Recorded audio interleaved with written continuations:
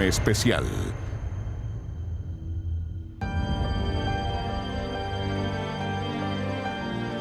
De pequeño, en mi escuela pública de Caletones, aprendí que los chilenos fuimos y probablemente éramos los mejores soldados de América del Sur.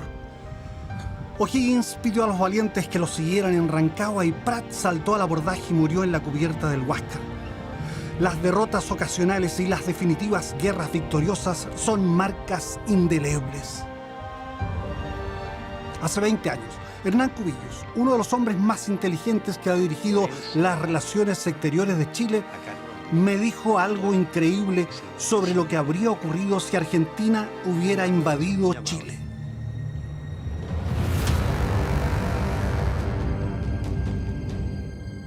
Yo nunca negocié pensando que si tenía que ir a una guerra la perdía.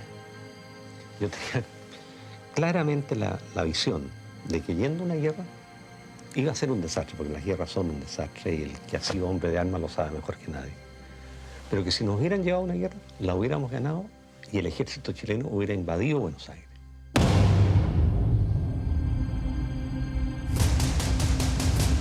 Algunos dirán que esto de la invencibilidad chilena es un mito, un patrioterismo, un chauvinismo barato y vulgar, que si se hubieran unido Perú, Bolivia y Argentina nos habrían apaleado en el suelo, que no somos tan buenos y que en ocasiones somos más bien estúpidos.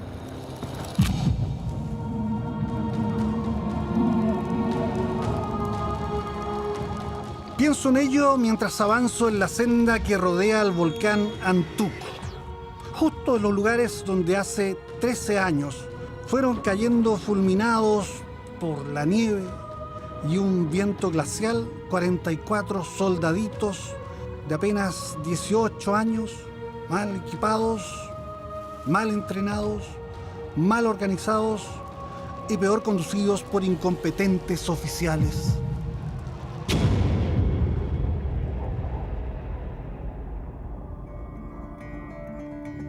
Pero probablemente Chile, como lo habría dicho Neruda, es una espada colgada al cinto de América. Una temible espada, después de todo, incluso en sus momentos de mayor extravío y fragilidad. Aquí, no muy lejos del Morro de Arica, los chilenos se preparaban en 1975 para detener una formidable ofensiva blindada de un ejército peruano armado hasta los dientes. Y aquí, arriba en la cordillera, en uno de los tantos pasos fronterizos con Argentina, en 1978, jóvenes chilenos se aprestaban a recibir el embate de tropas trasandinas. Silenciosamente, los cruces del cordón andino, compartido entre ambos países, se habían cubierto de trincheras, equipos radiales de alarma temprana, casamatas con ametralladoras, campos minados. En los años 70, 2 veces estuvo Chile al borde del abismo bélico. La guerra tocaba a la puerta, justo cuando estábamos más débiles y políticamente divididos, con miles de exiliados y torturados, con pocos amigos en el mundo, con tradicionales aliados que no nos vendían repuestos ni municiones, más aislados que nunca, solos y esperando. ¿Le dice a usted algo el 6 de agosto de 1975? Probablemente no. Pero ese día, estrategas peruanos habían planificado invadir Chile, capturar Arica, atacar Iquique e incluso tomarse Antofagasta. Eso es lo que afirman al menos oficiales que trabajaron para el ejército peruano en ese año de 1975 y que también vivimos en peligro y al borde de la guerra con nuestros vecinos peruanos. A comienzos de los años 70 había gobiernos de izquierda en Chile y Perú. El general Juan Velasco Alvarado había derrocado al presidente Belaúnde, iniciando reformas sociales y económicas. Expropió el petróleo e ingenios azucareros y comenzó la reforma agraria. Las transformaciones fueron apoyadas por Cuba y la Unión Soviética. El golpe de Estado de Chile automáticamente desencadenó una hipótesis de conflicto con el Perú, que se había sostenido porque Juan Velasco Alvarado llegó a tener una muy buena relación con Allende. Tanto es así que se llamaban por sus apelativos, el Chino y el Chicho. El golpe en Chile pareció acelerar el fortalecimiento militar peruano y las armas rusas eran baratas. El canciller y general Edgardo Mercado Jarrín compró tanques, artillería y aviones con un objetivo claro: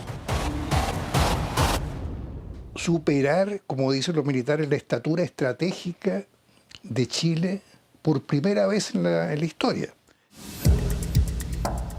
José Rodríguez Elizondo es un escritor y periodista que por entonces vivía exiliado en Lima. Observó el auge belicista. Se hablaba de atacar Chile, recuperar Arica e incluso llegar a Santiago. El golpe liberó a Velasco de una lealtad amical con Chile, con Allende. Y en Chile se entendió desde el primer momento. ¿Qué tan verdad fue que Velasco decía que quería desayunar en Santiago? Pocas palabras en la moneda. Él quería eso. Devolver la visita. Y lo podíamos haber hecho. El capitán Villacrés fue cercano al general Velasco y dice estar al tanto del detallado plan antichileno. Agrega que junto a otros oficiales y con el apoyo del ejército argentino espió en la frontera cercana a los Andes los movimientos, efectivos y armamento chileno. Sabíamos hasta el nombre de los tenientes que manejaban secciones de las unidades de Chile, su efectivo potencial, vehículos, dónde estaban ubicados. Todo eso lo sabíamos. Su capacidad operativa, dónde se habían desplazado, qué armas tenían, todo. Esta iniciativa, este plan de Velasco Alvarado contaba con un apoyo de los más nacionalistas militares peruanos. Había todo un grupo alrededor de Velasco que era incondicional de la idea de recuperar lo perdido, etc. No sé si eran representativos de toda la oficialidad, pero era un grupo muy duro, entre los cuales estaba seguramente Eloy Villacrés.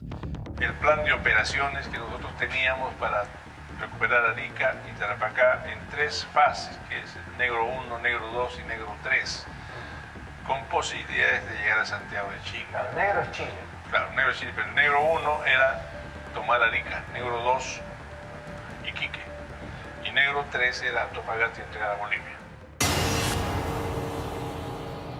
Una fuerza de entre 300 y 400 tanques peruanos de fabricación soviética, operando desde Tacna, tratarían de entrar y ocupar Arica, iniciando una masiva ofensiva en distintos frentes que incluiría penetraciones desde el mar al altiplano chileno.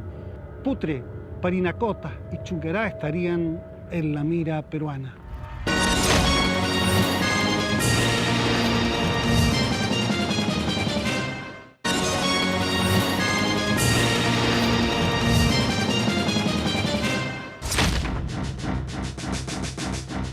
Según ese plan, la 6ª División Blindada atacaba a Arica. La 3ª División penetraba por las estribaciones de la cordillera y la 4ª División Mecanizada bajaba de Puno por Putre, avanzando hacia Arica. Se incluía también un descenso masivo de paracaidistas y fuerzas especiales en Arica para controlar puntos sensibles de la ciudad. Suponían los peruanos que no era difícil tomar Arica y que los chilenos se replegarían hacia la quebrada de Camarones, donde aseguraban se registraría el primer enfrentamiento serio entre chilenos y peruanos. Villacrés integró la DIRAE, la Dirección de Asuntos Estratégicos del Ejército, entidad del Estado Mayor para la guerra con Chile. Antes de morir matamos. La consigna era morir matando a los paracaidistas, que era el mayor riesgo que había, porque las baterías anteriores nos iban a barrer, ¿no? Declara Villacrés que el segundo salto de los paracaidistas peruanos se haría más al sur de Camarones para impedir la fuga chilena. Para frenar esa ofensiva blindada, el ejército chileno desplazó algunos tanques, pero principalmente y al comienzo motoniveladoras que removieron miles y miles de toneladas de arena y cambiaron un poco el paisaje en esta zona desértica para construir lomos de toros o camellones que dificultarían el paso de los tanques peruanos, permitiendo una acción efectiva de los lanzagranadas, de las bazucas y de la artillería cazatanques. Y por supuesto, a eso se agregaron decenas de miles de minas sembradas en buena parte de esta frontera. ¿Cómo se había llegado a esta crisis? Mientras en Perú la dictadura militar organizaba un sistema apuntado al socialismo con una apertura hacia la Unión Soviética, en Chile la dictadura gira a la derecha y a Estados Unidos. Cuba apoyó a Velasco con miles de técnicos y Rusia le proveyó con armas. Fidel Castro, después de la caída de Allende, empezó a diseñar un proyecto de guerra internacional en vez de un foco guerrillero. Para Fidel Castro, lo más importante en el momento era atajar el fascismo, como él decía, que se ha desencadenado en Chile y que amenaza al Perú y a Argentina. Esa fue una clave que lanzó en un discurso Fidel Castro y que significaba incentivar a Velasco Alvarado y también a los argentinos para que hicieran una guerra contra Chile. Se decía entonces que Cuba estuvo dispuesta a mandar miles de sus soldados a pelear por Perú. Eloy Villacrés matiza y dice que eso podría haber ocurrido. Sí iban a venir Claro. 40.000 soldados Pero cubanos. si los americanos intervenían. Si se metían, Si el asunto es entre Chile y el Perú, arréglense ustedes. claro. Pero entran los americanos, entramos nosotros. Perú tenía una cantidad importante de armamento, muy avanzado en cantidad y calidad, y muchos de ellos era de origen soviético. Y ese armamento de origen soviético era tremendamente superior en el escenario de desierto del norte a lo que tenía Chile. Perú en ese momento tenía, por ejemplo, tanques T-55, que todavía los tienen, pero ya prácticamente sin valer militar. Nosotros todavía teníamos tanques Sherman, en el mejor de los casos de la Segunda Guerra Mundial, y unos tanques Stuart, previos prácticamente a la Segunda Guerra Mundial. La artillería peruana como tal también se basaba en el modelo soviético, que eran de muy alta calidad y capacidad. Además, Perú tenía una fuerza aérea potenciada con aviones Mirage franceses y Sukhoi soviéticos. La situación era incierta, pues Chile no tiene profundidad estratégica. Eso significa que estamos muy cerca de la frontera y no hay cómo retroceder, ¿ya? En ese tiempo se pensaba que la frontera nuestra defendible era la quebrada de Camarones, que queda, entiendo, 50 kilómetros más hacia el sur de Arica. La profundidad estratégica no era el único problema. Las masivas violaciones a los derechos humanos arrinconaron a Chile. Se convirtió en el paria de América. Los tradicionales amigos se alejaron y no era fácil comprar armas en el exterior.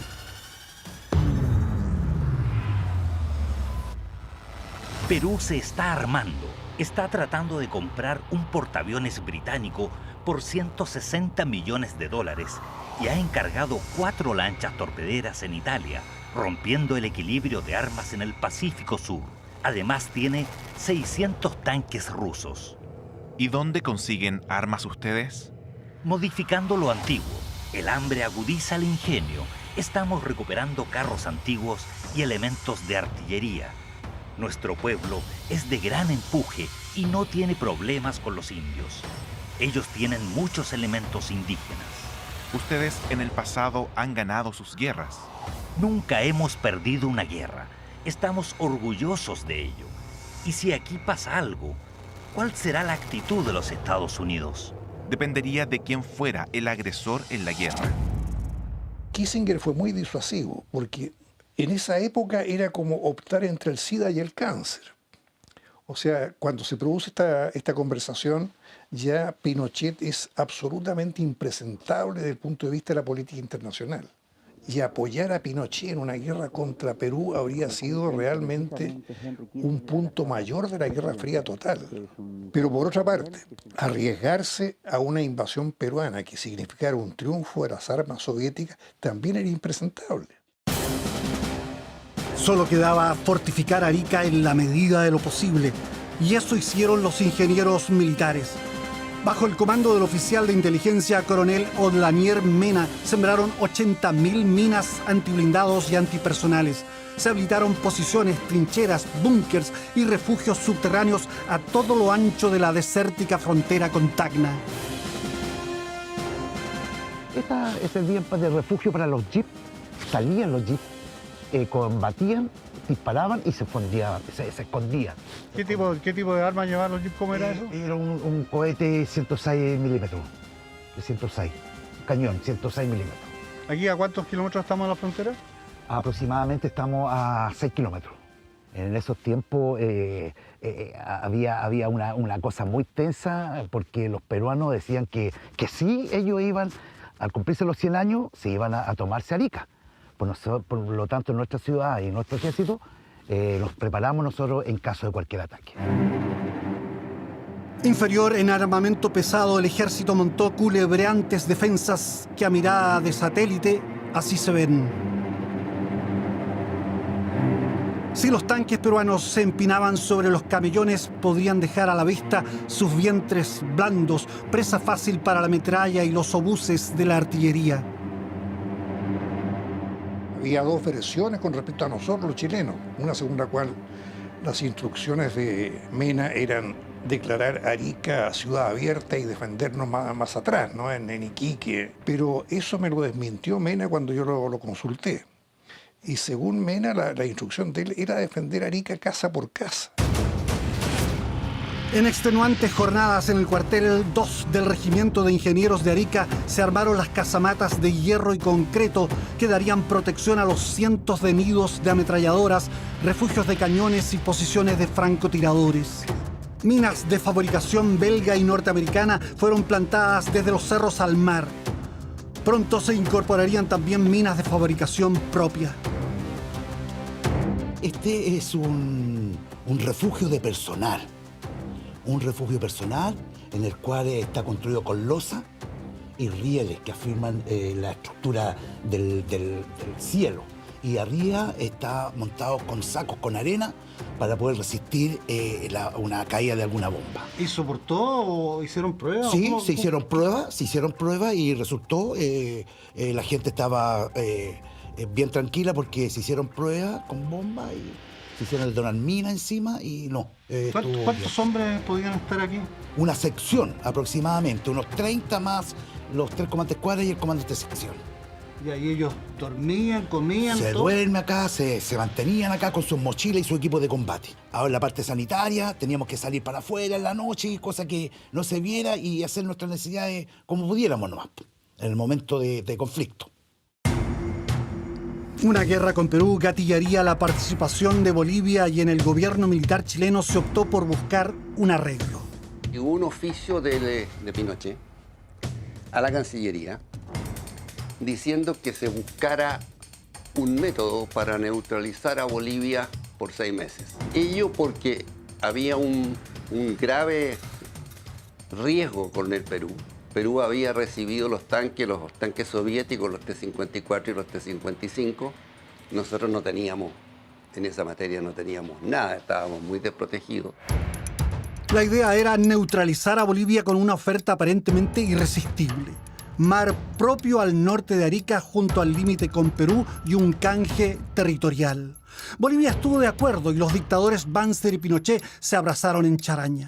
Pero hubo fuerte oposición en Bolivia y los peruanos salieron con una contraoferta inaceptable para Chile.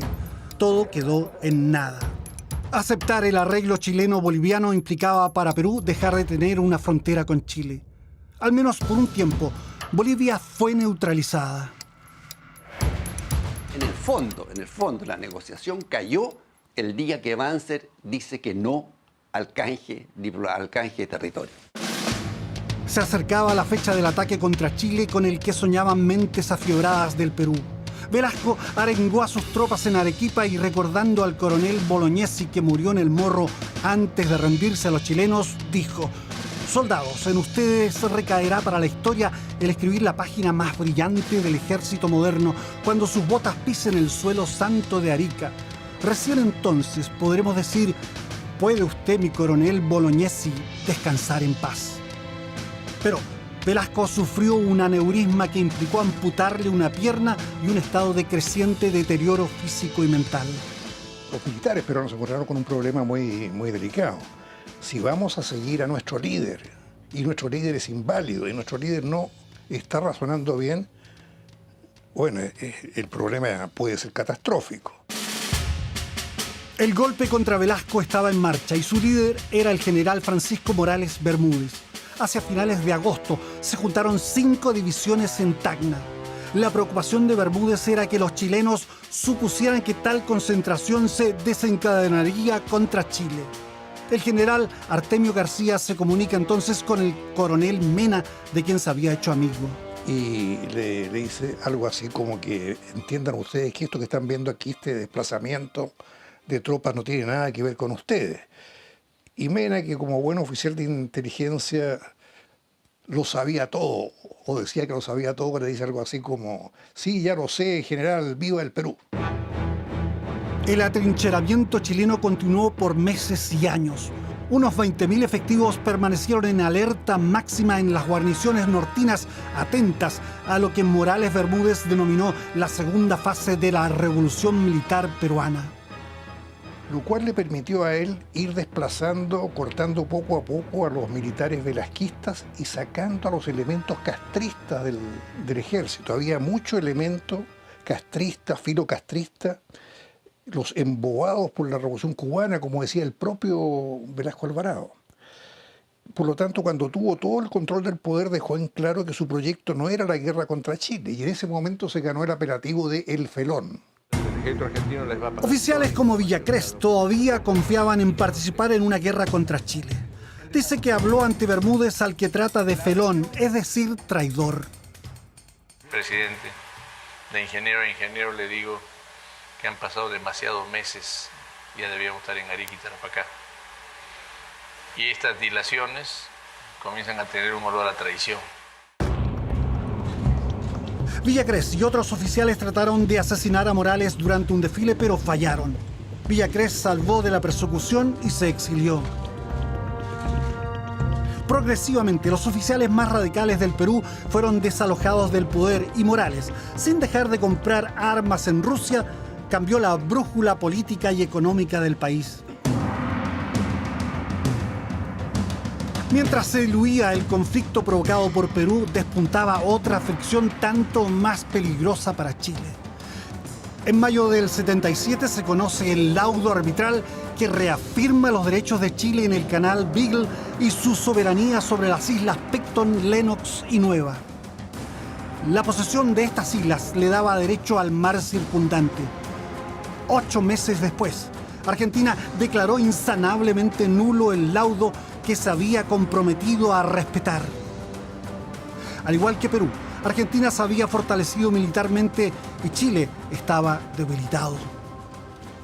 Por algún motivo que yo desconozco, la Junta Militar Argentina, que hizo tantas maldades y barbaridades como la Junta Militar chilena, fueron más inteligentes y astutos porque nunca perdieron el beneplácito del imperio. En cambio, los chilenos, cuando se nos ocurre asesinar al canciller en Washington, rompieron el saco. Y perdimos el apoyo político de lo que podría haberse entendido nuestro aliado occidental, que era Estados Unidos.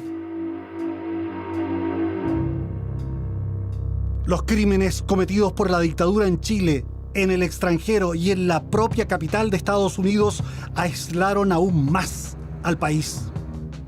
La doctora católica Sheila Cassidy, acusada de atender a opositores al gobierno, fue detenida y torturada en Villa Grimaldi. Su caso provocó indignación en Gran Bretaña y pronto los trabajadores británicos se negaron a reparar los motores de los Hawker Hunter enviados desde Chile.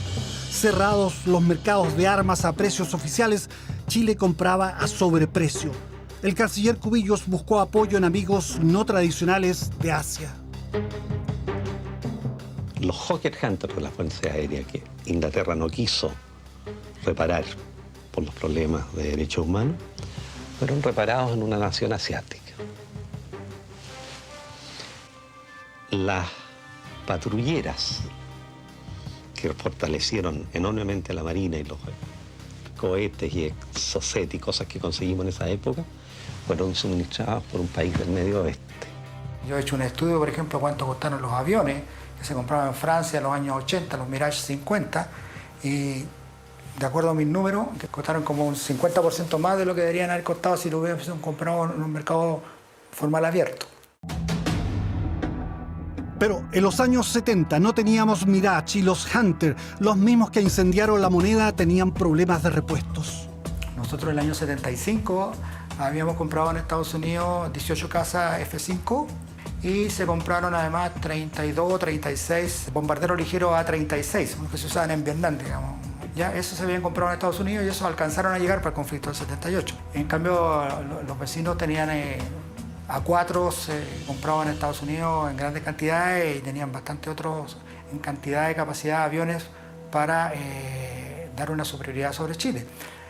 Nuestros aviones además tenían poco radio de alcance, o sea, por ejemplo, un Hawker Hunter que quisiera hacer un bombardeo a Mendoza, a lo más tenía 5 minutos de estadía sobre Mendoza y tenía que devolverse porque no le alcanzaba el combustible.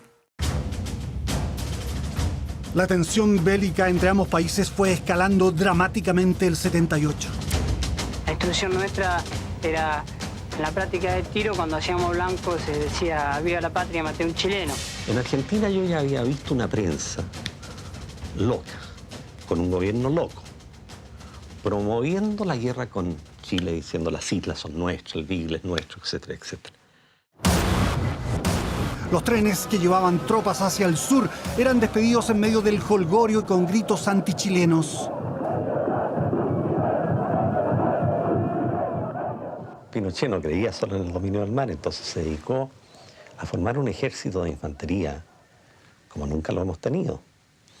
Y considere usted que ya teníamos fichados más o menos 500.000 chilenos en la Patagonia, que si el ejército chileno hubiera entrado en la Patagonia, hubieran incrementado nuestras filas. Y si bien no conseguíamos armamento sofisticado, nos dedicamos a construir rifles, fusiles y munición de infantería.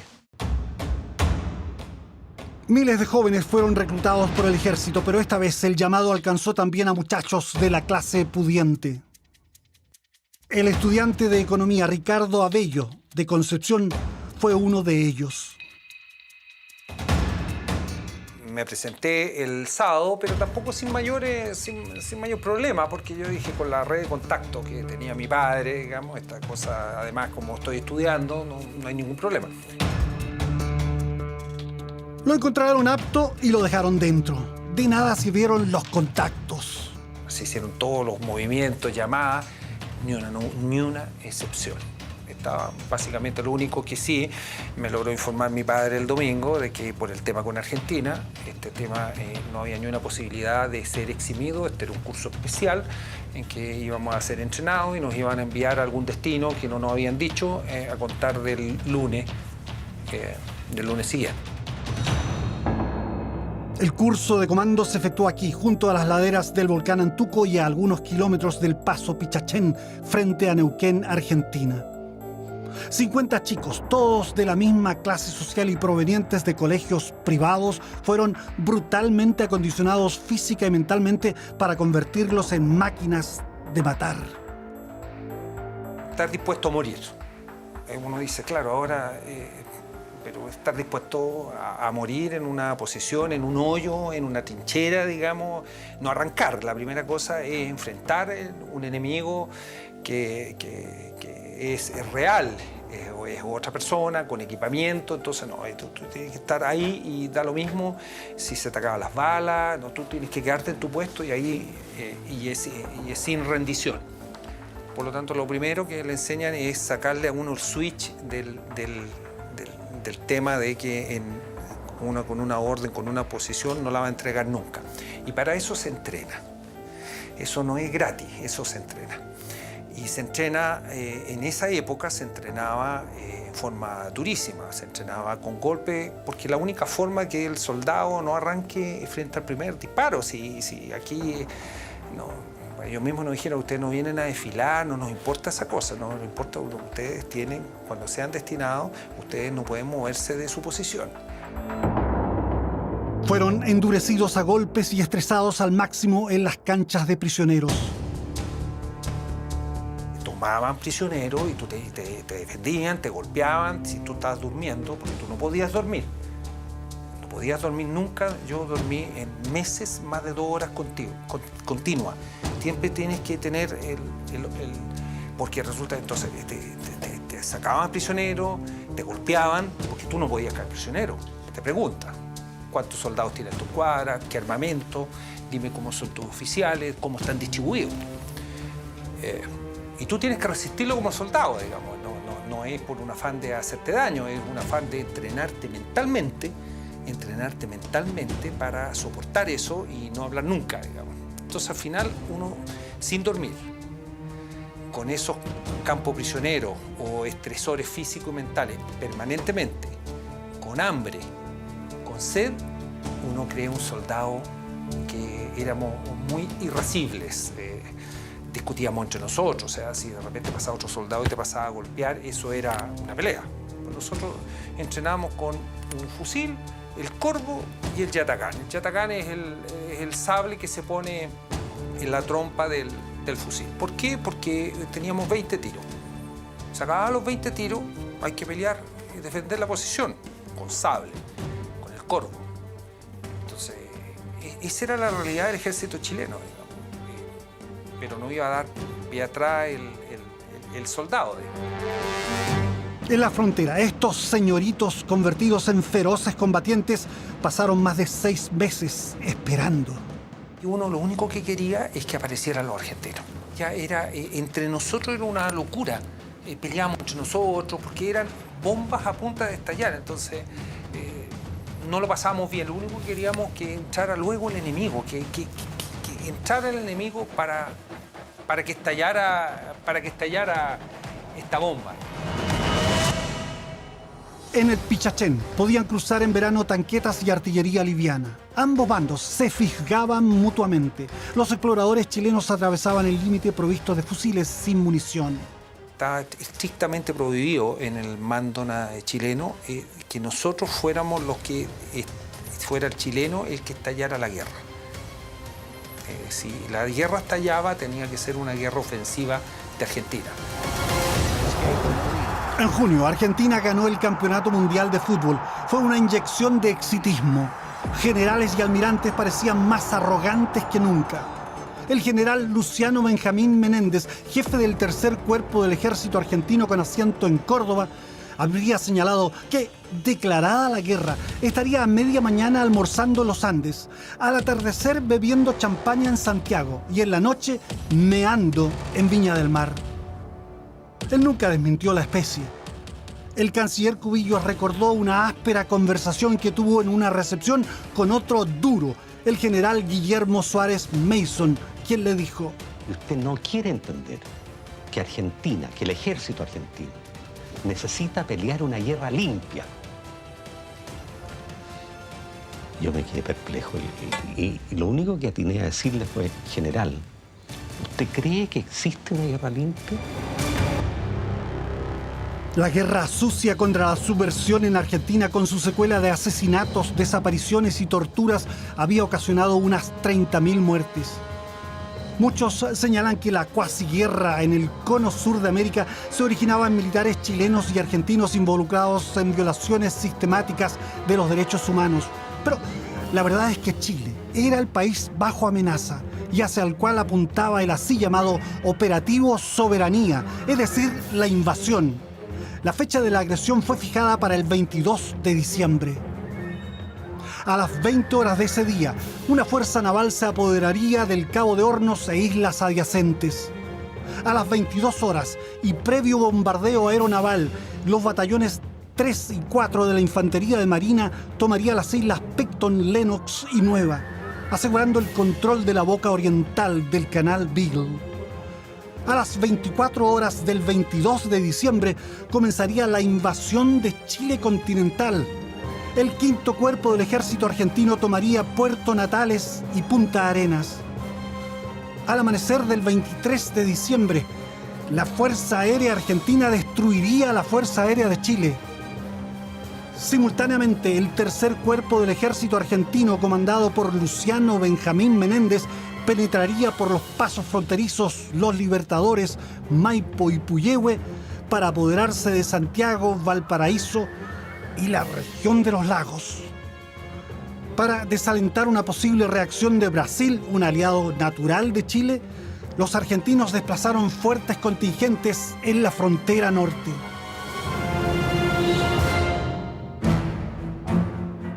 Nunca se había producido tamaña concentración de efectivos y equipos militares.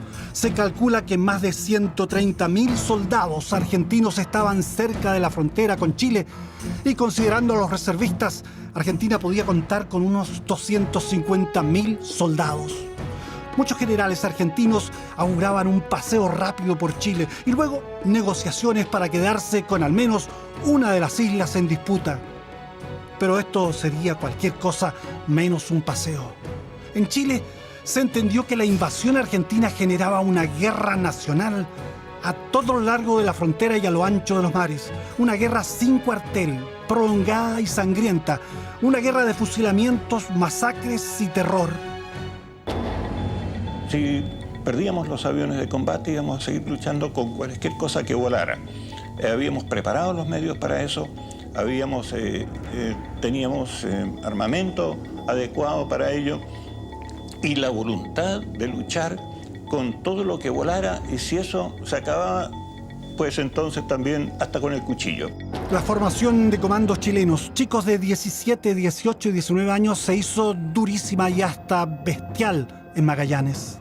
Te sacaban la mugre todo el día, toda la noche, quedabas mal, te pegaban te tiraban en las matas de Calafate, te tiraban al agua, a los charcos, te agarraban a patadas. Nosotros éramos, como se dice, aporreados, en pleno proceso de lo que era esa cuasi guerra. Fuimos bastante aporreados y fuimos bastante castigados.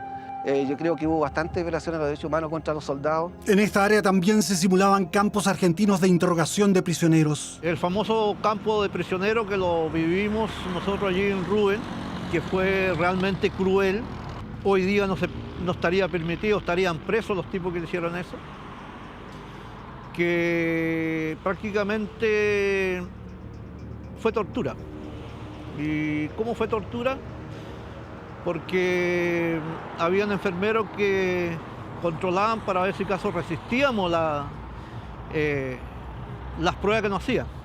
Y de eso hay bastante recuerdo. Por ejemplo, la cruz, como está Jesucristo en la cruz. A nosotros se nos dijo de que por ningún motivo se iba a tomar prisioneros. Simplemente había que matar, había que degollar, había que descuartizar. Nosotros teníamos que matar por lo menos 10 argentinos y después morir tranquilamente, pues esa era la idea. Porque se supone que eran 10 argentinos por un chileno. Estábamos instruidos para eso, para ir dejando los cuerpos de los argentinos en algún momento determinado colgados en los cercos, cosa que ir mermando la resistencia argentina, porque obviamente ese impacto de ver a tu compañero, no sé, destrozado, descuartizado en algún lugar, son las cosas que a ti te instruyeron para eso. O sea, por eso te digo que estábamos preparados para la guerra y nosotros lo que nos importaba era defender nuestro territorio. Corvo, degollar, todo. Aguanto a tomar igual a los soldados así, dar vuelta y colgarlo en su hombro y salir caminando con él, corriendo mientras iba ahorcándolo uno en su espalda. Todas esas cosas, todo. Estamos ya en la guerra, sí, estamos en la guerra, nos faltó nada. Los comandos novatos fueron preparados para actuar en guerrillas en territorio argentino, especialmente si las líneas chilenas lograban ser sobrepasadas por los trasandinos. Vestidos de paisa, disponían de abundante munición, granadas, pistolas y lanzacohetes portátiles. Íbamos en grupitos a 5 para esperar el día D, tanto en Gallego Chico, Cueva Paliaique, otras partes más, qué sé yo, que habían para apostarse para efectuar la guerrilla en grupos a 5. Eso significaba que había que hacer acciones bélicas para bajar la moral al enemigo. Por ejemplo, sí, cortarle la lengua, hacer cualquier cosa de ese tipo. Sacarle los ojos, sacarle, no sé, cortarle los dedos. ¿Qué pasaba en el evento de encontrarse de estar ya en guerra, ¿qué tenían que hacer ustedes? Nosotros teníamos que escondernos y pillarlo de sorpresa y matar a uno solo. O sea, ni siquiera matarlo, dejarlo, como te digo, bajarle la moral. Esa era la instrucción que teníamos. ¿Qué hacían con él? Desmembrar una parte de su cuerpo para bajarle la moral al resto de los ejércitos de ellos. ¿Y cómo dejaban el cuerpo dónde? El cuerpo tenía que quedar en algún lado vivo, como sea, para que lo encuentren y nosotros desaparecer del área. ¿Cuál era el efecto que se buscaba con eso? Bajar la moral. Que ellos deserten, empiezan a desertar, qué sé yo. O sea, era aterrorizarlo. Aterrorizarlo. Ya llegó un momento en que nosotros sí queríamos ir a combate. Ya era una cuestión, ya psicológicamente estábamos enfocados a eso. ¿Cómo veía usted a los argentinos? Yo creo que nunca le tomaron el peso a ellos que iban a tener una guerra. Porque para ellos, por ejemplo, nosotros divisamos algunas divisiones del ejército argentino, parecían días de campo para ellos. No parecía que iban a ir a una guerra. O sea, por eso uno piensa que yo creo que nunca le tomaron el peso a ellos que iba a haber una guerra con Chile. La instrucción que teníamos nosotros, si es que veíamos ingresar a un argentino, era matar, disparar. No había orden de tener de rehenes, ni mucho menos. Por lo tanto, yo aprovecho de decir acá que sigo declarándome enemigo de la película Mi Mejor Enemigo. ¿Por qué? Porque distorsiona la realidad que vivimos nosotros. Distorsiona lo que pasamos, porque igual pasamos frío, pasamos hambre, pasamos pena, pero a nosotros jamás se nos iba a permitir poder compartir jugando a la pelota, las cartas, tomar mate.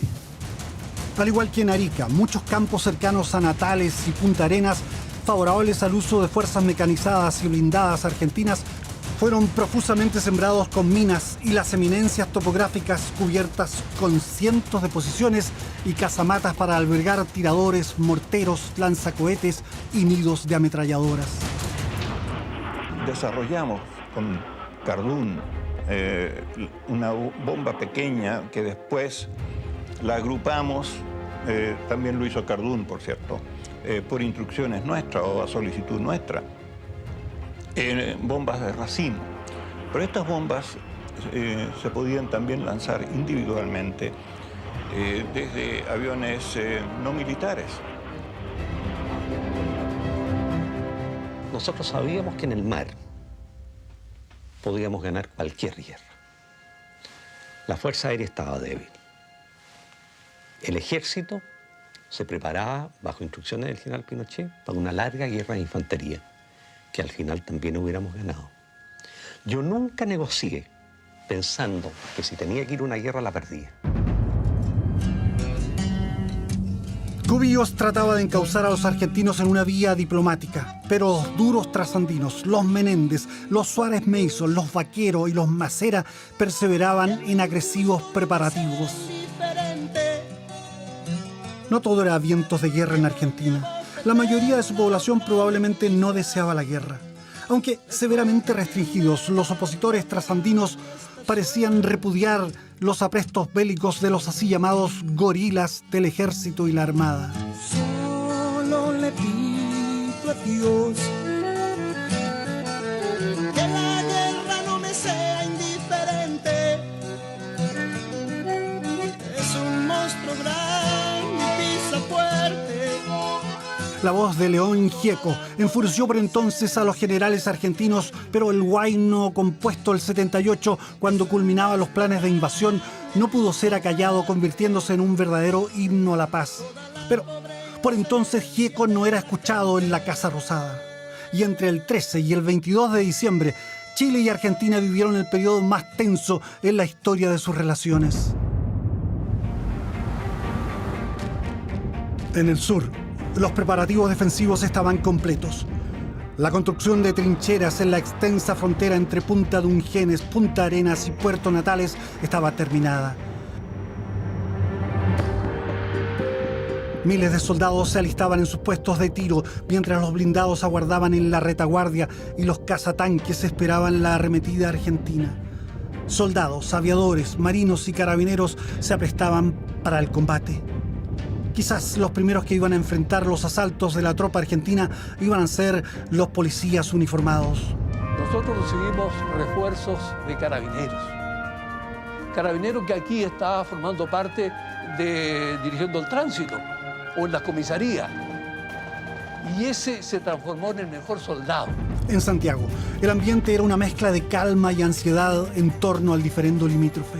Fui un opositor completo a Pinochet, lo sigo siendo, pero creo que el manejo de crisis de esta situación que hizo, lo hizo absolutamente correcto y muy bien llevado. Eso es innegable. Pensé que iba a encontrar un ejército donde se iba a hablar contra la izquierda, contra los comunistas. Nunca. Y había muchos camaradas que eran de izquierda.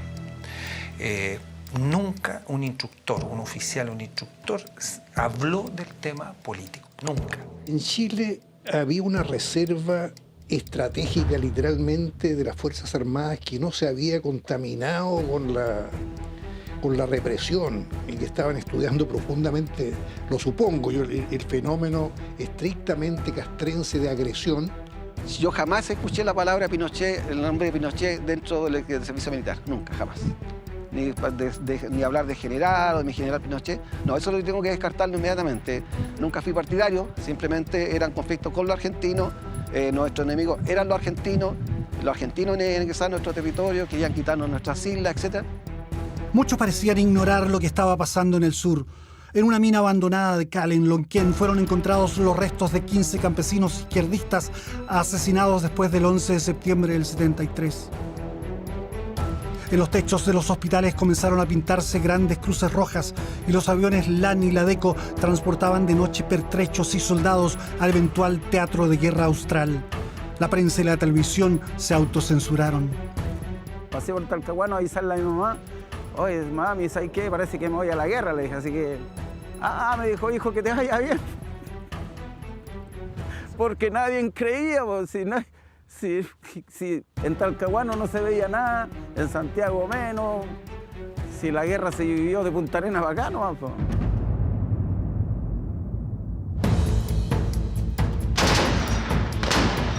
Es casi seguro que los primeros en entrar en combate serían los infantes de Marina y la escuadra bajo el mando del almirante Raúl López Silva. Teníamos una orden muy clara que nos dio el almirante Merino cuando nos íbamos al sur, la última vez, que ya parecía la cosa más grave, fue ándate al sur y gana la guerra. Ahora es un atractivo urbano en Punta Arenas, pero hace 40 años la torpedera Fresia, junto con la Guacolda, la Quidora y la Tegualda, eran parte del equipo naval que defendía la soberanía en los canales patagónicos de Chile. A la salida de Puerto William, los argentinos con cualquier lancha que tuvieran nos esperaban a la salida de Almanza para cortarnos la proa, fuera el rumbo norte o rumbo sur. Carlos Llanos era un torpedista y timonel de la Guacolda. Tenía 22 años y la cuasi guerra es el mejor recuerdo de su vida. Cortarnos la proa es ponérselos por delante. Y no quedaba más que nosotros tirar rumbo como se nos había ordenado. No íbamos a cambiar rumbo por la lancha de nosotros costaba menos que las de ellos. Pero venía el acercamiento pues, cuando ellos nos dejaban la pasada y le tirábamos papas. Ya teníamos ollas preparadas, papas, cebolla. Y lo acordamos en un evento que hicimos hace poco, de que todo el mundo convulsionado con el famoso conflicto del Vilna y nosotros andábamos, métale papa y cebolla y hasta los pantalones los bajábamos, quién le ganaba al otro. O guerra de pitón. ¿Cómo se bajaban los pantalones? Para mostrarle el culo. Mostrarle, hacerle cara pálida. Ya. Y la otra era la famosa guerra con pitón de agua. Imagínense la distancia que pasábamos. Pitón de agua a proa. Y le tirábamos agua y agua. O ellos hacían lo mismo. Hacían lo mismo, porque ¿quién le ganaba al otro en el fondo? ¿Y quién ganaba en la guerra de papas? ahí no abríamos así, lo abríamos y siempre había uno que tenía que abandonar. Pero nosotros seguimos rumbo, nosotros tirábamos papas y tirábamos papas, nosotros íbamos en el rumbo, nos cambiamos. Ellos generalmente se corrían. El poder naval está formado por 3 componentes. Un componente es la fuerza, o sea, la cantidad de buques, la cantidad de misiles, la cantidad de cañones. Un segundo componente importante de esta ecuación es la posición, es decir, las bases de aprovisionamiento, de apoyo, de alerta electrónica, de reconocimiento que tiene la zona de operaciones en que se va a desarrollar el conflicto. En el sur austral, en la zona de conflicto de operaciones, Chile tiene una posición dominante. Los argentinos no tienen bases cercanas, o sea, todo su apoyo tenían que llevarlo de zonas bastante más hacia el norte. ¿Ya? Estas dos variables que son la fuerza y la posición son francamente fortalecidas por lo que se llama la voluntad de lucha. Si un país tiene voluntad de lucha, logra cosas tremendamente más fuertes que el uso solo de la fuerza o solo de la posición. Hay en los canales patagónicos decenas de embarcaderos o fondeaderos secretos donde se pueden ocultar buques grandes y pequeños, lo que da a la Marina chilena una superioridad táctica. Nosotros estábamos impidiendo que un buque grande, la escuadra o cualquiera que se intentara desembarcar, iba a hacer por la vía de torpeo. Y a los remolcadores y a todos esos que trataran de desembarcar botes y todo, estaban los infantes en tierra y nosotros teníamos los cañones y ametralladoras, 40-70. Pero nosotros no pensamos de gastarnos, o el mando no pensaba de gastar sus torpedos en buques de poco tonelaje. Las torpederas vigilaban el Beagle y en Puerto Williams, principal enclave urbano en la isla Navarino, se terminaban de montar las baterías apuntando al frente. Ahí estaban los cañones de Navarino y las posiciones de artillería y los nidos de ametralladoras, hoy convertidos en testimonios de una defensa a muerte. Ahí y en las islas esperaban apostados más de 4.000 infantes de marina. Las posiciones pasaron a ser nuestra casa. Nuestro hogar, a contar de ese momento en que nos posesionamos, pasó a ser nuestro hogar. Por lo tanto, era como mejorar tu casa. Tu posición era tu casa, tenías que mejorarla, protegerla, que no estuviera a la vista, ¿cierto?, del enemigo. Era el pan de cada día, en el fondo, era tu hábitat, ¿ya? Y lo malo que donde estábamos era pura turba. Entonces, al final estábamos hasta la rodilla con agua y el resto lo mejorábamos con tronco, con rama, con turba y todo lo que había en el área. Alejandro Bustos tenía apenas 18 años cuando entrenó a una compañía de cosacos en Talcahuano y luego en Punta Arenas para finalmente instalarse junto a otros 240 soldados en la Isla Nueva. Allí cavaron trincheras, túneles y líneas defensivas.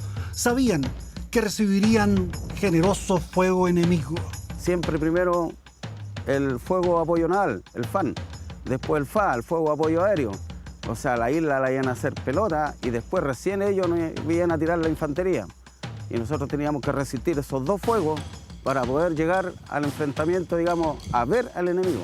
Había cierta aprensión en el sentido de que uno sabía que iba a morir, ¿ya? Pero teníamos la moral tan alta de que en el fondo yo no me iba a ir solo. Si es que no morían los bombardeos, tenía que por lo menos matar 10 argentinos cuando ellos desembarcaran. Y el otro al lado 10 más, 10 más, 10 más, 10 más. Al final uno lo único que pensaba era, bueno, por fin, démosle nomás, estamos acá, hay que darle. Dice que entre los chaparrados bosques de lengas y la esponjosa turba conoció la lealtad y a sus 18 años daba órdenes. Uno se acostumbra a mandar ese don de mando, tiene que tenerlo entre la fraternidad y la lealtad, mucha lealtad, mucho compañerismo. En muchas zonas de Chile se desarrolló la imaginación para matar y la Nueva no fue la excepción. Sí, nosotros cuando llegamos a la isla no llegamos a hacer el hoyo nomás. Nosotros nos preparamos para defender la isla.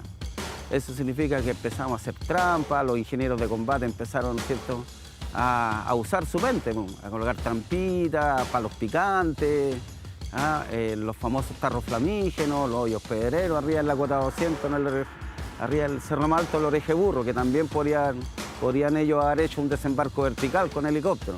Palos picantes se conocen desde guerras anteriores, ¿cierto?, en Camboya, Vietnam, que son los palos, ¿cierto?, con excremento humano, los palos con punta, ¿ya?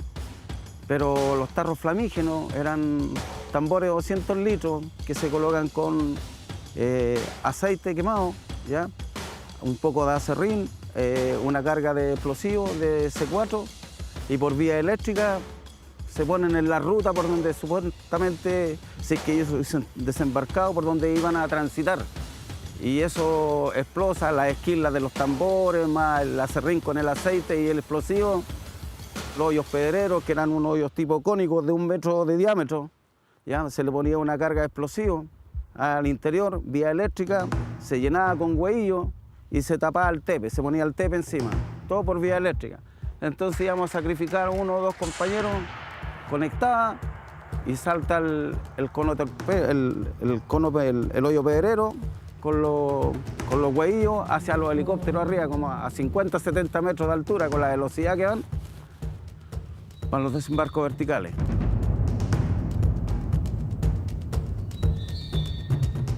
Pinochet dijo en algún momento que si Perú hubiera atacado el 78, es decir, durante el conflicto con Argentina, quizás hubiera llegado hasta Copiapó, porque el extremo norte había quedado muy desprotegido. Los argentinos, en todo caso, trataron de atraer a los peruanos para una suerte de encerrona militar contra Chile. Ese año, 78, el año que vivimos en peligro. En los primeros días de diciembre del 78 llegó hasta el Palacio de Gobierno en Lima el embajador argentino para pedir apoyo peruano a la invasión. Morales Bermúdez rechazó la propuesta a través de su primer ministro Óscar Molina Paloquia, según cuenta Demetrio Infante, amigo de ambos. Y Molina Paloquia le contesta a Chevalier, le dijo, mira, si ustedes le declaran la guerra a Chile, ese mismo día nosotros cerramos la frontera. Porque nosotros no queremos saber nada del pleito. Así que no cuenten con nosotros.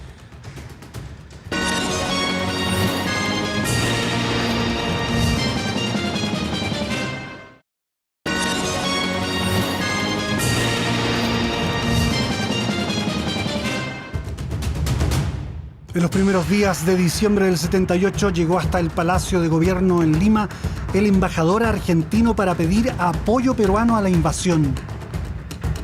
Morales Bermúdez rechazó la propuesta a través de su primer ministro Óscar Molina Paloquia, según cuenta Demetrio Infante, amigo de ambos.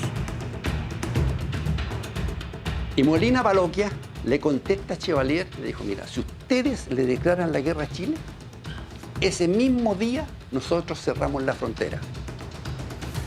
Porque nosotros no queremos saber nada del pleito.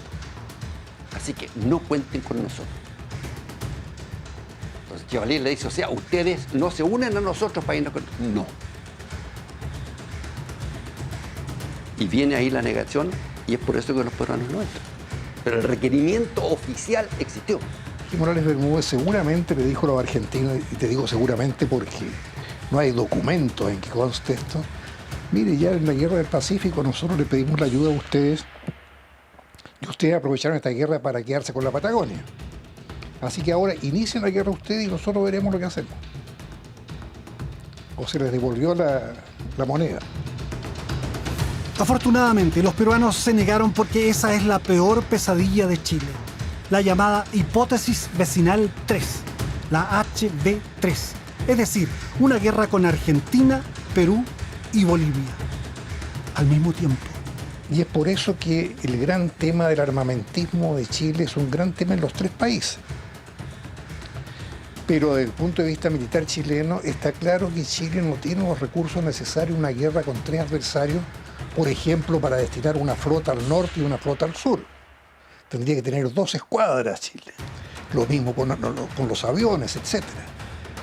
En diciembre del 78, la preocupación mayor en Chile no era la HV3, sino el inminente zarpazo argentino. La prensa informa el 17 de diciembre que se ha cerrado el aeropuerto de Lima y que hay maniobras conjuntas de la Armada y la Fuerza Aérea del Perú. Las fortificaciones chilenas en el norte están nuevamente en alerta máxima. Pero nuestra escuadra y todo el poder naval chileno estaban en el sur, a 5.000 kilómetros de distancia. Imagínese usted que uno dijera, esto me lo voy a reservar, porque a lo mejor voy a tener que pelear después con el Perú y me voy a reservar esto, que no voy a dar la pelea de frente.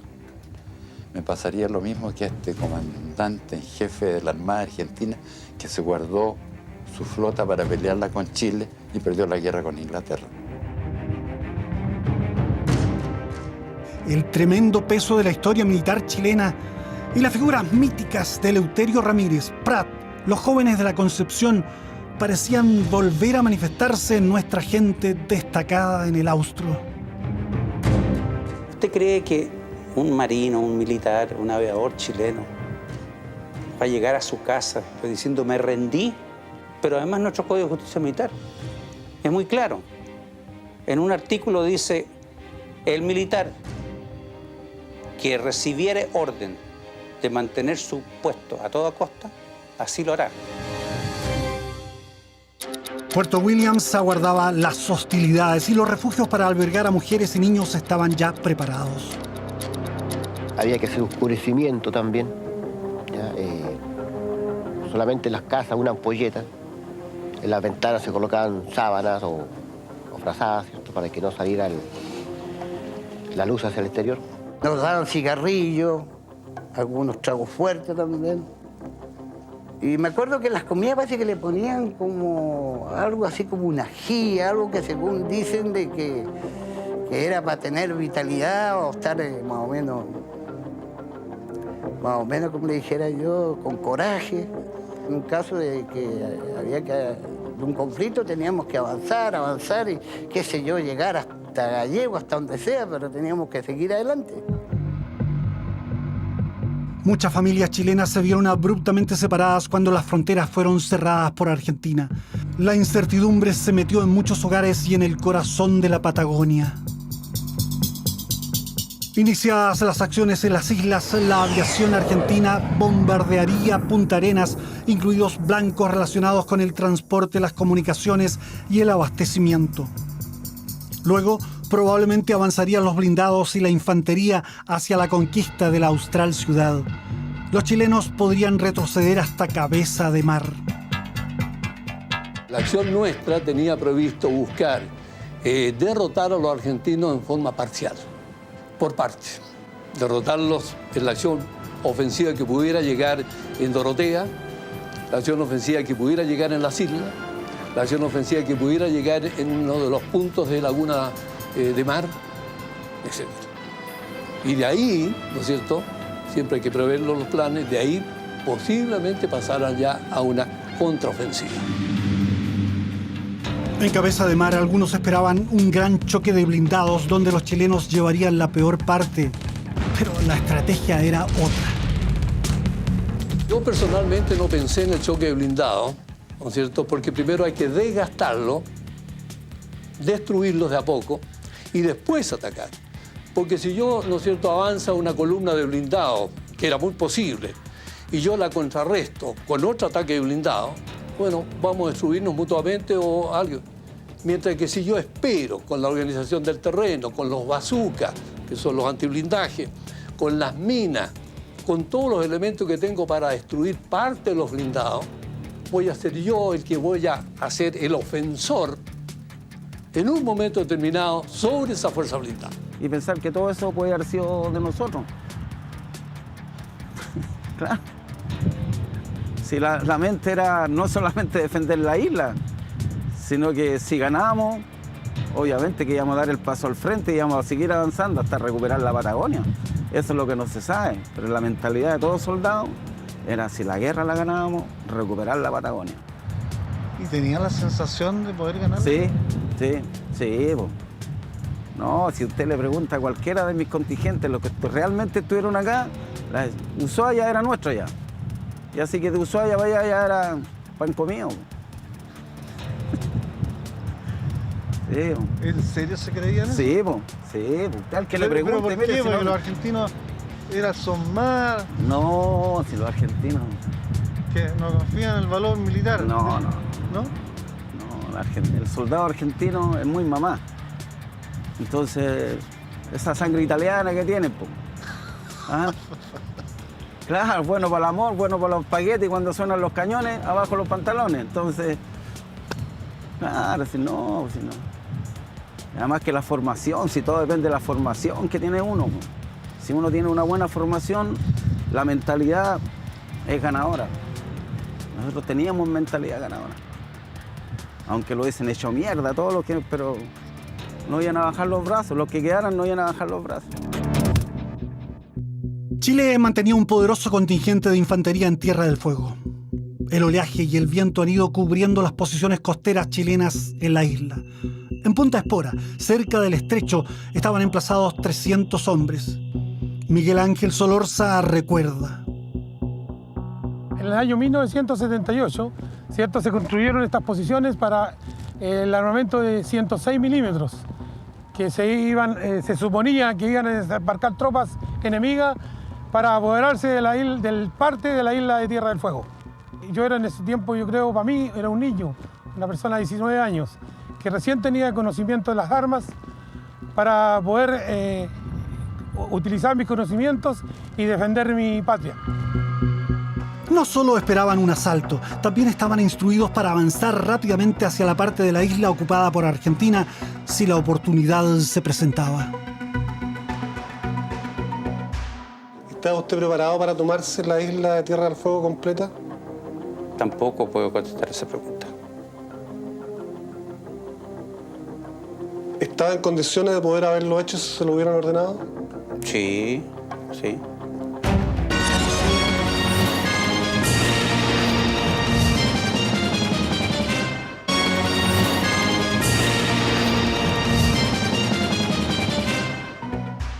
¿Está usted preparado para tomarse la isla de Tierra del Fuego completa? Tampoco puedo contestar esa pregunta. ¿Estaba en condiciones de poder haberlo hecho si se lo hubieran ordenado? Sí, sí. La CIA, la agencia de inteligencia estadounidense, informa a la Casa Blanca que la invasión argentina está en marcha. El embajador Landau comienza a proporcionarme a mí informe de los movimientos de las tropas argentinas sacados con su satélite, fotografías sacadas de satélite que muestran el avance de las flotas argentinas en todos los frentes, norte, sur y centro, hacia Chile. Estados Unidos se mueve finalmente y presiona al Vaticano para que intervenga e inicie una mediación. El 20 de diciembre, Cubillos envía una nota a Argentina reiterando invocación para aceptar un mediador. La nota es rechazada el mismo día. Nosotros nos dimos cuenta que la guerra venía, que Argentina no quería un mecanismo de paz. Ya estaban todas las fuerzas en su puesto. Así que no había otra medida que tomar que esperar una posible ofensiva de parte de Argentina. La invasión comenzaría con ataques nocturnos el 22 de diciembre. La información que nosotros teníamos provenía de nuestras intercepciones y nuestra exploración aeromarítima, en que nosotros teníamos perfectamente ubicada hora a hora la flota argentina. En los mares australes, donde tempestuosamente se juntan el Pacífico y el Atlántico, se iban a medir la flota de mar argentina, que incluía un portaaviones y 24 aviones, el crucero Belgrano, que después sería hundido en la Guerra de las Malvinas, 4 destructores, 4 fragatas, 2 corbetas recientemente compradas a Francia y la escuadra chilena, con 3 cruceros, 4 destructores, 2 fragatas. En las cercanías y prontos para abalanzarse sobre las presas mayores, merodeaban 2 submarinos chilenos y 4 argentinos. El momento más dramático fue cuando recibimos órdenes del comandante en jefe de la Armada de salir a buscar a la Armada Argentina y a la flota de mar argentina y oponernos a cualquier intento de desembarco o de agresión. Me acuerdo muy bien, casi textualmente, lo que me decía el almirante Merino el día que fue de mayor tensión. Decía, prepararse para iniciar acciones de guerra al amanecer, agresión inminente, buena suerte. Esa noche yo estaba seguro de que nosotros íbamos a estar en guerra. Emoción cero. No, ninguna emoción, un hecho nomás que uno registra. Como que uno está viendo el barómetro y viene encima un temporal.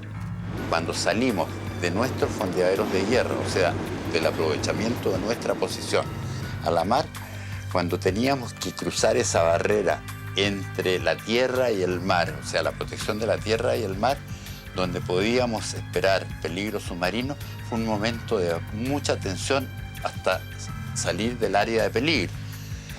Y para mí como persona, el momento en que íbamos decididos a buscar a la Armada Argentina y si la encontrábamos, combatirla, era el problema de la responsabilidad que tenía de todos estos 5.000 tantos hombres que estaban bajo mi mando, de llevarlos en la forma más eficiente hacia el combate.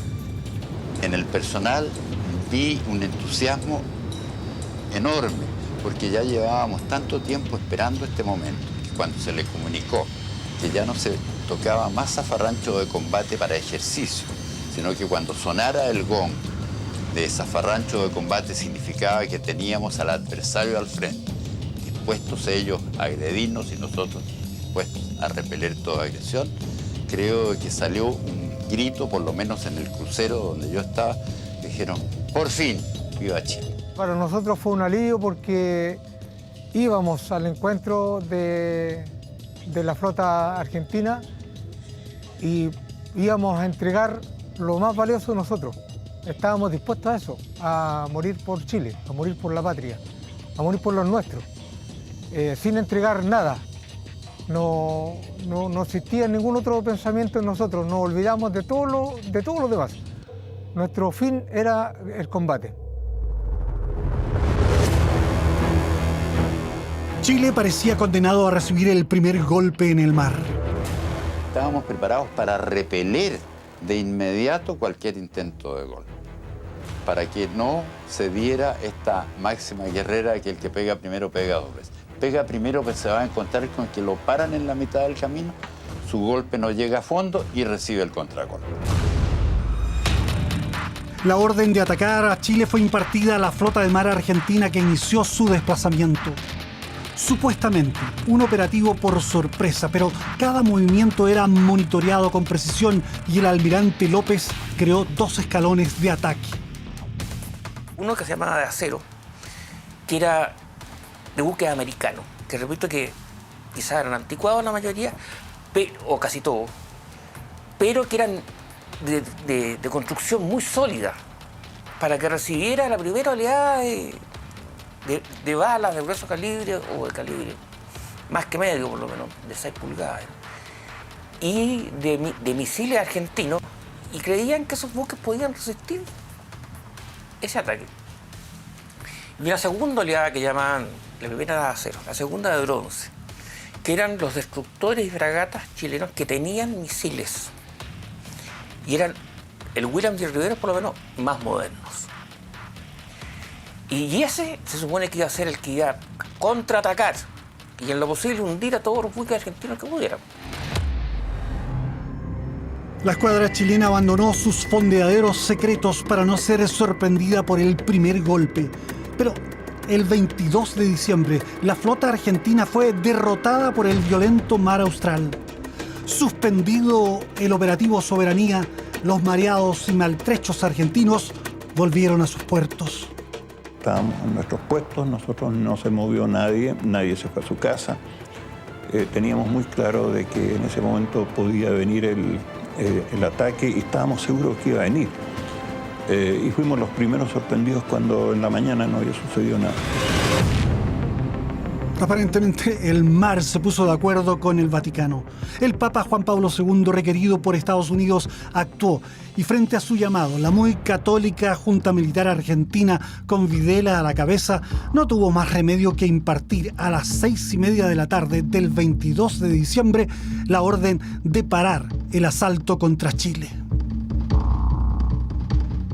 A pocas horas del encuentro con la escuadra argentina, llegó una orden superior, la cual la escuadra tenía que devolverse al rumbo que venía. Nosotros le llamamos al 180. Y fue una desesperación, un desencanto total. ¿Quién había dado la orden y por qué? Bueno, de ahí nos dijeron que el Papa había intervenido y se había detenido el conflicto. Finalmente no se escuchó el zafarrancho de combate en los buques chilenos. Poco después, los marinos celebraban la paz con un vaso de vino y escuchaban a su comandante. Terminé diciéndoles un día cuando me despedía de mi gente que si bien el año 78 nos exigió estar muy lejos de nuestra familia y de nuestros amores, nos permitió el privilegio de estar muy cerca de la gloria.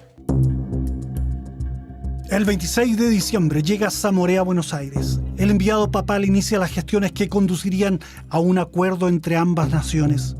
Había comenzado la distensión con Argentina y en los chilenos dispuestos en las primeras líneas de fuego se mezclaban los sentimientos. Yo esperaba un grito de alegría que habría sido muy justificado, pero hubo silencio y lo que vi fueron caras de frustración. Como diciendo, bueno, para esto nos preparamos tanto. Pero es una reacción momentánea, es una reacción individual. Evidentemente que no hay nada peor que la guerra. En la negociación articulada por Zamoré, ni Argentina ni Chile consiguieron todo lo que pretendían. Chile quería las islas y la proyección oceánica que le daba el laudo y el derecho del mar. Argentina deseaba por lo menos una isla y rechazaba la proyección chilena hacia el Atlántico. Y finalmente el mismo cardenal Zamoré, cuando comenzaron las negociaciones, me empujó a que le entregara una isla a Argentina. Y cuando le dije que no, me amenazó con irse a Roma y declarar su gestión frustrada. Chile se mantuvo firme con las islas, pero las provocaciones argentinas siguieron hasta 1982. El 23 de enero de ese año, el destructor argentino Piedrabuena fondeó en la isla Deicide del Cabo de Hornos y desde la torpedera Guacolda es combinado a abandonar el fondeadero. La Guacolda recibe instrucciones de hundir al buque argentino si no abandona el lugar. Antes del amanecer, el Piedrabuena zarpa de Caleta a Toledo y deja el área austral. En abril de ese año, Argentina optó por asaltar la Falkland. En sus memorias, el general Viola reconoció que Malvinas no era de ninguna manera alternativa a la violencia contra Chile. Era el antecedente, es decir, a partir del eventual triunfo argentino ante Inglaterra, venía la imposición por la fuerza de su objetivo contra Chile. La derrota en las Malvinas fue catastrófica y la negociación prosiguió con un debilitado poderío argentino. Ahí vino la negociación del mar. Entonces, y lo que es más importante, ¿quiénes renuncian al mar? En la parte de mar que nos habría correspondido siendo dueños de las islas, son militares chilenos. Es Pinochet, es el almirante Merino. O sea, que me vengan a decir a mí de que el mar que se perdió ahí es culpa de ¿quién? El mar fue una decisión que se tomó para terminar con el problema de Argentina, para quedarnos con las islas, para aceptar la medianía del canal de Beagle y ceder, entre comillas, lo que nos habría correspondido si se siguen las normas del derecho del mar en las líneas de base recta. Entonces, que haya gente de repente que te dice a ti, oye, pero ustedes en la Cancillería entregaron el mar. No, señor. La Cancillería no entregó mar. Y así quedó el mapa austral. Que se logró con Zamoré fue lo mejor que se podía haber logrado. Nos quedamos con las islas, conseguimos la paz, nos fuimos a la guerra. ¿Qué hubiera pasado si Argentina materializa su invasión contra Chile? Todo parece indicar que nuestro territorio, nuestra economía y nuestra gente hubieran sufrido fuertes impactos. El poder aéreo hubiera infligido daños gravísimos a la infraestructura, comunicaciones y energía de Chile. Luciano Benjamín Menéndez, el infame general que quería mear en Viña del Mar y que acumuló 13 condenas por violaciones a los derechos humanos, aseguró en la revista Somos que Argentina habría ganado. Mis tropas, además de ser superiores en número, estaban mejor pertrechadas y además respaldadas por la parte civil. ¿Quería avanzar y ocupar Santiago? Eso no se lo puedo decir. Es imaginable que los argentinos hubieran ocupado algunas áreas chilenas, pero todo indica también que la guerra habría sido cruenta, larga y dolorosa para la Argentina, con profundas penetraciones chilenas allende los Andes. El general argentino Martín Balsa pensaba que Chile habría ganado la guerra y el integrante de la Junta Militar Basilio Lamidoso diría después: a mí me parecía una locura total. Iba a ser una masacre y una guerra larguísima que costaría mucho dinero y vidas. Chile iba a enfrentar la guerra. Y cuando tú le subes el umbral del peligro al eventual agresor y le dices, mira, en vez de un paseo militar, usted se va a encontrar con una guerra, el agresor vacila. Acá están reunidos El general Leopoldo Fortunato Galtieri, el mandatario más irresponsable y bravucón que ha tenido Argentina, dijo que luego de invadir las Malvinas le tocaría a los chilenos. No tuvimos esa oportunidad. Algunos han sostenido que, en último término, la guerra del 78 habría sido definida por la infantería. Hernán Cubillos no tenía dudas.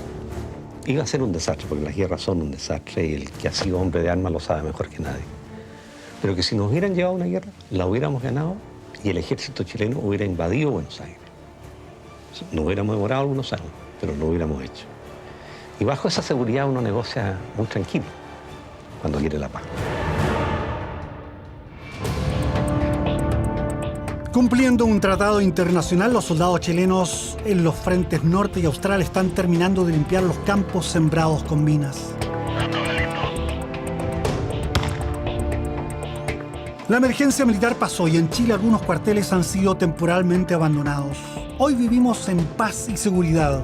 El mensaje posible para las nuevas generaciones parece ser que nos conviene vivir en democracia y con libertades, tener buenos aliados en el mundo y excelentes relaciones vecinales, permanecer unidos pese a nuestras diferencias y, por cierto, disponer de fuerzas armadas poderosas, incorruptibles y con efectiva capacidad disuasiva frente a provocaciones o aventurerismos foráneos. En fin, una defensa respetable y respetada que impida claudicar o ceder mar o territorios. Las derrotas ocasionales y las definitivas guerras victoriosas son marcas indelebles.